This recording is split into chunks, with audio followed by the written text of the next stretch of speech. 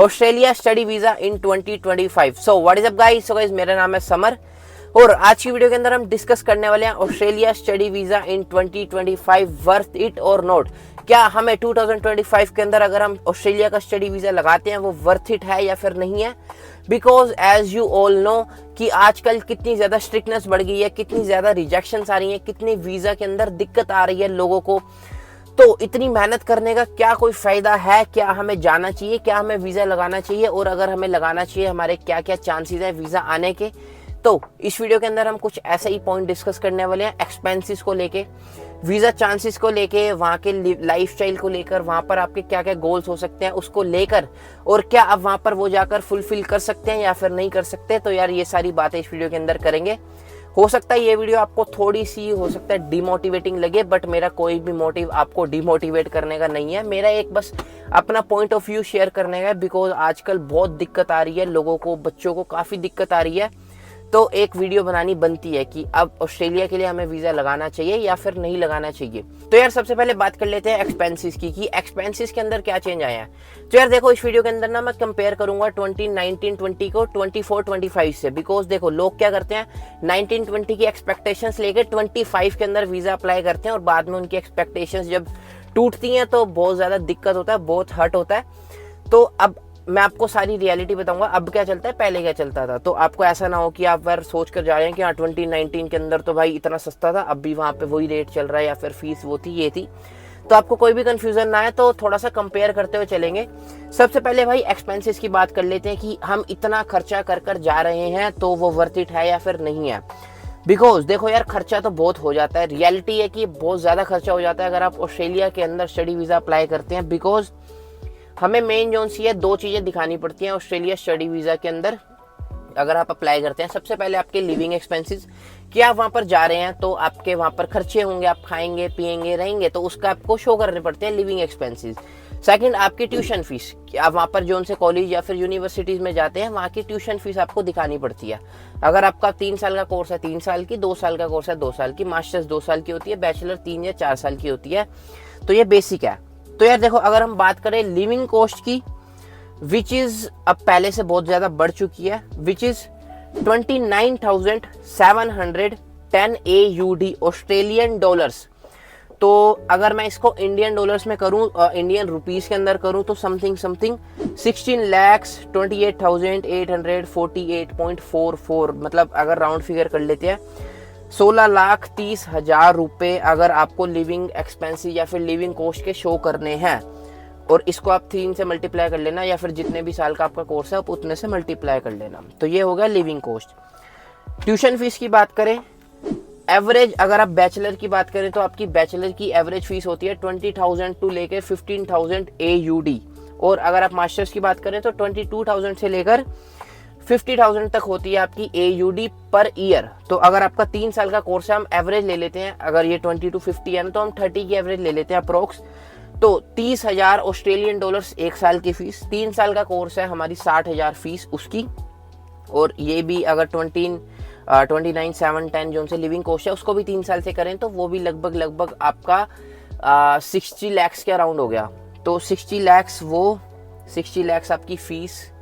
उसके अलावा जो सा आपको शो करना पड़ता है, आपकी शो नहीं करना पड़ता, बेसिकली शो तो आपको इतना ही करना पड़ता है। उसके अलावा आती है हमारी एप्लीकेशन फीस, कि हम अप्लाई कर रहे हैं तो हमारी एक वीज़ा फीस होती है, जो कि 2024 जब मैंने अप्लाई किया था वो सिर्फ और सिर्फ $710 मतलब $710 थी AUD, जो कि बढ़कर अब हो चुकी है $1,600, विच इज अगर मैं इंडियन रुपीज में करूं तो 87,719 रुपीज, मतलब आपके लगभग 90,000 के अप्रोक्स तो सिर्फ एप्लीकेशन फीस है कि आप वीजा अप्लाई कर रहे हैं। सिर्फ और सिर्फ आप वीजा अगर नहीं भी आता तो आपको ये पैसे तो वापस कहीं से कहीं तक नहीं मिलने वाले, तो ये तो आपके जाएंगे ही जाएंगे। जो कि 2024 के अंदर सिर्फ 710 थी, जो कि मैंने खुद भी भरी थी, विच इज अप्रोक्स 35-36,000 रुपीज। तो यार बिल्कुल डबल कर दी, डबल से भी ज्यादा कर दी, 710 से सीधा 1,600। मेरे को सेंस नहीं समझ आई कि यार किस सेंस में इन्होंने फीस को डबल कर दिया, बट यार कर दिया, आई डोंट नो व्हाई। तो एक्सपेंसेस तो यार देखो बढ़ चुकी है। तो आप अगर वहाँ पर जा रहे हैं तो उस मेंटेलिटी से जाना कि हाँ खर्चा तो हमारा बहुत ज़्यादा होने वाला है। बिकॉज यार देखो मैं मानता हूँ कि आपके पेरेंट्स आपको 1 साल की फीस देकर भेज भी देंगे। उसके अलावा देखो, ज़्यादातर जो उनसे लोग हैं वो मिडिल क्लास फैमिली से आते हैं। वो क्या सोचते हैं या फिर उनकी मेंटालिटी क्या होती है कि 1 साल की फ़ीस हमारे पेरेंट्स दे देंगे, वहाँ पर हम जाएंगे पार्ट टाइम में खुद काम करके हम खुद अपनी फ़ीस सारा कुछ जोड़ लेंगे। तो यार देखो, अगर फ़ीस जोड़ने की बात है तो आपको इतने तो जोड़ने ही पड़ेंगे कि 30,000 आपकी ट्यूशन फ़ीस, और उसके अलावा आपका जो सा लिविंग कॉस्ट होगी, रहना खाना, वो सब भी जोड़ के अगर मैं एवरेज भी लूँ तो आपको $50,000 का तो आपका खर्चा ही है 1 साल का वहाँ पर। जो कि अब आपके ऊपर है कि आप उसको पार्ट टाइम जॉब करके कमा पाते हैं या फिर कमा नहीं पाते। देखो, लीगली तो आप बिल्कुल नहीं कमा पाएंगे, क्योंकि 24 आवर्स पर वीक के हिसाब से अगर वहाँ की एवरेज भी ले लो, 23 वहाँ की एवरेज है, अगर $25 पर आवर भी आप कमाते हैं तब भी आप इतना तो नहीं कमा सकते, किसी भी हालत में नहीं कमा सकते। बट अब अगर और भी बहुत वेज होते हैं, बिकॉज वहाँ पर है मेरे जो उनसे जो उनसे जानते हैं मेरे को, उनसे रेगुलर बात होती रहती है। तो बच्चे निकालते हैं फ़ीस, वो निकाल लेते हैं।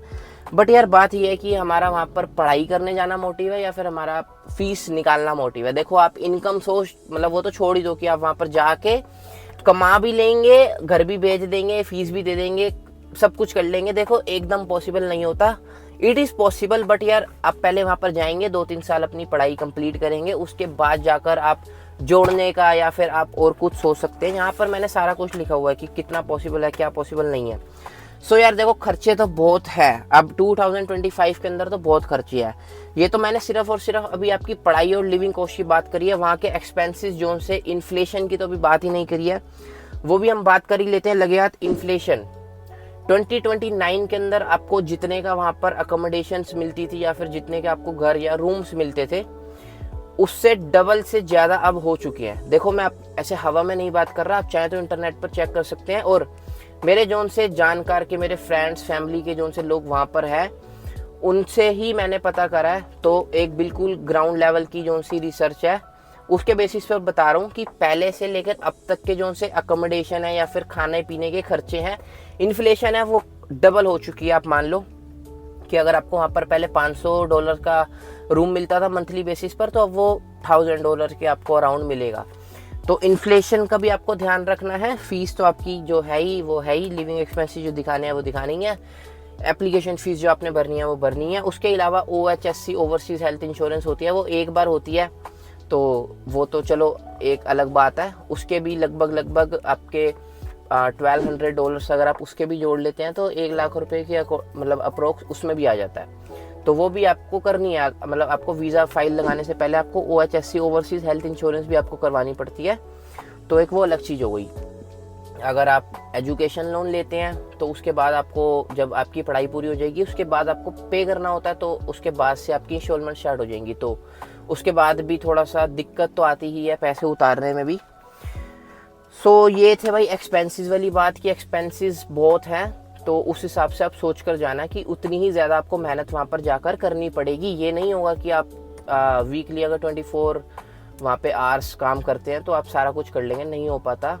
इवन उसके अलावा बच्चे जो उनसे हैं इलीगल वे के थ्रू, कैश पर भी काम करते हैं। जितने भी वेज होते हैं वो इतना ओपनली नहीं बता सकते यहाँ पर, बट वो चलते हैं।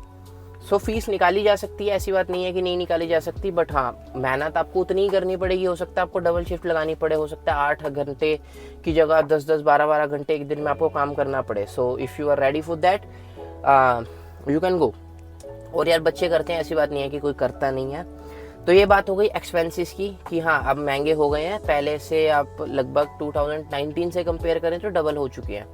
सो उसके बाद सेकंड हमारा जो सा पॉइंट आता है, जिसकी वजह से डाउट आता है कि यार वर्थ इट है या फिर नहीं है, which is visa chances. Because 2029 के अंदर डाटा के अकॉर्डिंग आप इंटरनेट पर चेक कर सकते हैं, वीज़ा अप्रूवल के जो से चांसेस थे विच वाज अबाउट 98%, मतलब 98% चांसेस थे कि आपका वीज़ा आ जाएगा, कि अगर आपने अच्छे से बेसिक रिक्वायरमेंट्स फाइल की पूरी कर दी और आपने वीज़ा लगा दिया तो 98% चांसेस है कि आपका वीज़ा अप्रूव हो जाएगा और आपको कोई भी दिक्कत उसमें नहीं आएगी। बट कमिंग बैक टू 2025 के अंदर हम बात करें तो यार वीज़ा चांसेस घटकर बहुत ज़्यादा घट चुके हैं।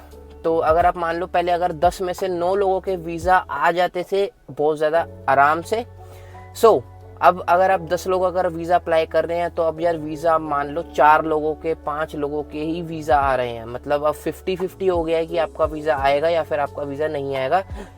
ऑल्दो अगर आपकी फ़ाइल अच्छी है तो वीज़ा आ जाता है, बट थोड़ी सी अगर मान लो आपकी वीक है फ़ाइल, आपके एकेडमिक्स थोड़े वीक हैं या फिर आपके थोड़े से फंड्स जो से हैं वो वीक हैं या अप टू डेट नहीं है, ऑन पॉइंट नहीं है, तो आपके वीज़ा बहुत जल्दी रिजेक्ट हो जाता है, जो कि पहले नहीं होता था। पहले अगर थोड़ी सी फाइल कॉम्प्रोमाइज़ भी होती थी तब भी वीज़ा आ जाते थे, बट अब वहाँ के नए नए रूल्स आ रहे हैं बिकॉज वहाँ की गवर्नमेंट, वहाँ की एम्बेसी अब और ज़्यादा स्टूडेंट्स को नहीं बुलाना चाहती।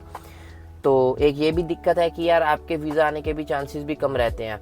तो अगर आप ऐसा नहीं कि आप बिल्कुल उनके भरोसे हो जाओ कि अब यार मैंने वीज़ा लगा दिया, मैं उधर ही जाऊँगा, हो सकता है आपका वीज़ा रिजेक्ट हो जाए तो आपको दिक्कत आ सकती है, आप यहाँ के भी ना रहो, वहाँ के भी ना रहो।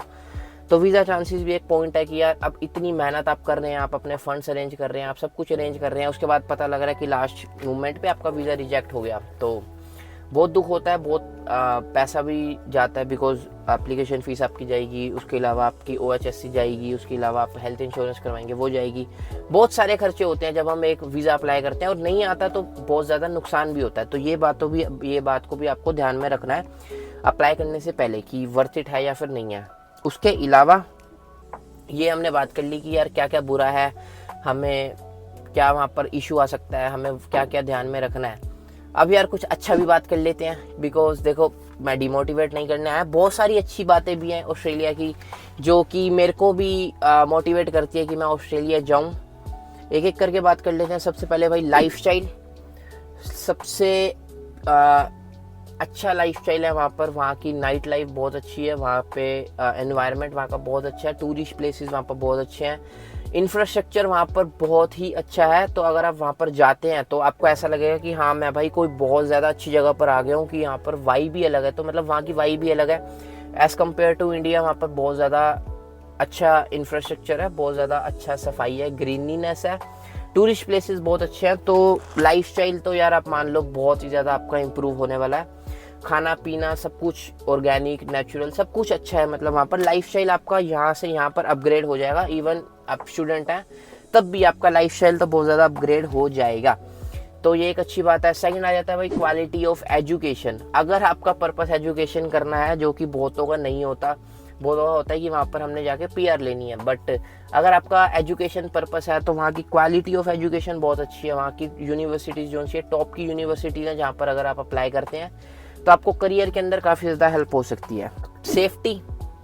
सेफ्टी तो यार सेफेस्ट कंट्री मानी जाती है, लड़कियों के लिए भी लड़कों के लिए भी। अगर मतलब वहाँ पर जो रहते हैं, मेरे जानकार भी रहते हैं, वो कहते हैं अगर हम रात को 2-3 बजे भी ऐसे भी घर से बाहर निकल जाते हैं तो बहुत सेफ्टी रहती है, बहुत क्राइम रेट बहुत कम है, मतलब कोई दिक्कत नहीं आती उस चीज़ के अंदर। उसके अलावा यार इनकम, अब देखो हमने बहुत एक्सपेंसेस कर लिया। अब अगर इनकम की बात करें एज अ स्टूडेंट या फिर as a part time, world के अंदर सबसे ज़्यादा इनकम है आपकी ऑस्ट्रेलिया के अंदर। मिनिमम पीस वेज नहीं, मिनिमम वेजेस जो सी हैं वहाँ की ऑस्ट्रेलिया की कंपेयर टू अदर कंट्रीज बहुत ज़्यादा है। $23 समथिंग आपको पर आवर की बेसिक पे, मतलब मिनिमम पे है कि इतना तो आपको मिलेगा ही मिलेगा, विच इज़ अच्छा खासा हो जाता है। $23 1400-1500 रुपये हो जाते हैं 1 घंटे के। अगर आप 8 घंटे काम करते हैं तो आप उसको लगा लो, बहुत ज़्यादा ही ठीक ठाक हो जाते हैं, मतलब 10-12 हज़ार रुपये तो हो ही जाते हैं। तो अगर आप 10-12 हज़ार एक दिन के कमाते हैं तो आप महीने के कितने कमा लेंगे, 2-3-4 लाख रुपए। मतलब ये 8 घंटे सिर्फ बेसिक जितना मैं कह रहा हूँ उतना करके आप कमाएंगे। फिर उसको अगर आप ईयरली कर लें तो आप एक्सपेंसिव इजीली निकाल सकते हैं अगर आप थोड़ी सी मेहनत करें। तो वहाँ की इनकम बहुत अच्छी है, तो इस वजह से भी स्टूडेंट्स प्रेफर करते हैं। लाइफस्टाइल अच्छा है, इनकम अच्छी है, सेफ्टी अच्छी है, पैसा अच्छा है, क्वालिटी ऑफ एजुकेशन अच्छी है, तो यार और क्या चाहिए एक कंट्री से। तो इस वजह से बहुत सारे स्टूडेंट जाते हैं, जाना भी चाहिए। बट ऊपर मैंने जैसे कुछ बताया कि इनकम अच्छी है तो एक्सपेंसिव भी ज़्यादा है, क्वालिटी ऑफ एजुकेशन अच्छी है तो एजुकेशन महंगी भी बहुत है। उसके अलावा तो यार देखो अब डिफ़िकल्ट है वीज़ा आना, बट अगर आपका वीज़ा आ जाता है या फिर अगर आप ट्राई कर सकते हैं या फिर आप अफोर्ड कर सकते हैं तो आप जा सकते हैं, बहुत कोई दिक्कत नहीं है। बट अगर हो सकता है कि आपके पास इतने फंड्स नहीं है क्योंकि ऑस्ट्रेलिया एक्सपेंसिव है, वो हो सकता है कि आपका पर्पस एजुकेशन करना है ही नहीं, आपका पर्पस इनकम करना है या कुछ भी है, तो आप यार ऑस्ट्रेलिया की जगह आप और भी बहुत सारी कंट्रीज़ हैं जहाँ पर ट्राई कर सकते हैं। भाई अगर आप लोग भी सजेशन देना चाहें तो कमेंट सेक्शन में ज़रूर अपना सजेशन देना। उसके अलावा कुछ कंट्रीज़ जैसे कि आप यूके जा सकते हैं, कनाडा जा सकते हैं, यूएस से तो अभी दिक्कत वहाँ पर भी बहुत चल रही है तो वहाँ पर रहने दो।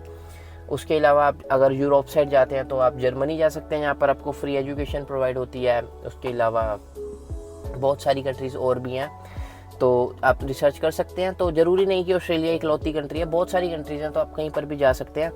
तो दैट वाज द वीडियो। अब मैंने आपको अपना पॉइंट ऑफ व्यू बता दिया। मेरा फाइनल पॉइंट ऑफ व्यू तो यार यही है कि अगर आप जाना चाहें तो आप जाइए, अच्छी कंट्री है, बुरी कंट्री नहीं है, बट थोड़ा सा हार्ड है। देखो वीज़ा आने के चांसेस कम हैं, एक्सपेंसिव है, बट अगर आप ये सारा कुछ टैकल कर सकते हैं तो आप जा सकते हैं, जाइए। अगर आप नहीं कर सकते तो यार किसी और कंट्री में जाइए या फिर अपनी कंट्री में भी रह सकते हैं। और बस यही है आज की वीडियो। अगर और किसी टॉपिक पे वीडियो बनवाना चाहते हैं तो let me know in the comment section, और मिलते हैं किसी और वीडियो में। Till then bye bye. और कमेंट सेक्शन में भी आप कुछ भी पूछ सकते हैं या फिर आप अपना एक्सपीरियंस शेयर कर सकते हैं या फिर कोई पॉइंट मैंने मिस कर दिया तो आप बता सकते हैं। सब्सक्राइब कर लेना, चैनल को लाइक कर लेना, थोड़ी सी यार सपोर्ट दिखाओ भाई को। मिलते हैं, बहुत गर्मी हो रही है, देखो पसीने भी आ रहे हैं बिकॉज एसी नहीं चला सकते वीडियो के अंदर। सो ठीक है, मिलते हैं किसी और वीडियो में। Till then.